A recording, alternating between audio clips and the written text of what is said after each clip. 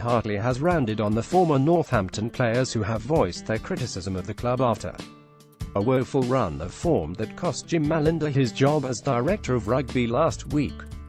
On another difficult day for the struggling Saints, Wales also brushed off the club's attempts to lure Warren Gatland to Franklin's Gardens. Malinder was sacked on the 12th of December after a decade at the club, but on Sunday, Northampton's losing run in the Premiership and Champions Cup extended to 9 matches. Recent results, and the steady decline since winning the Premiership in 2014, have led to several former players voicing opinions over where Saints have gone wrong, with the former England wing Ian Hunter pointing the finger at the forwards coach Dorian West last week.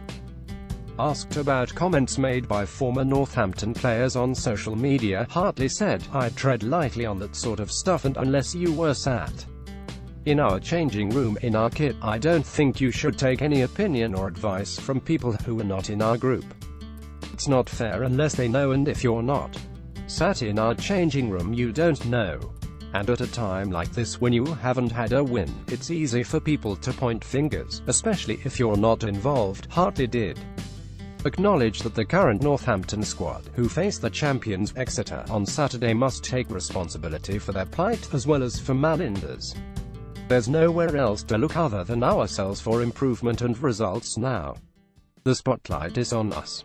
We've been through periods like this before, and it is rough, but we'll come out the other side of it. 4 seasons ago we were at this stage at Christmas time, and then as the close of the season came, we had to win every game to make the top 4. We ended up doing it, so it's doable. There is a way out." Wales, meanwhile, have told Northampton to forget about attempting to bring Gatland to the club. The president, Keith Bowerwell, said this week that they had shortlisted Gatland before appointing Malinder 10 years ago, and that the Wales head coach, who also led the British "I did not lose a beat, to be honest," the Welsh Rugby Union chief executive, Martin Phillips, said when asked for his reaction to Barwell's remarks.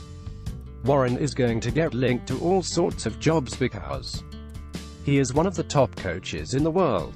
There are so few people on that list that those who will be talked about a lot. I would like to believe he will be here for the World Cup in 2019.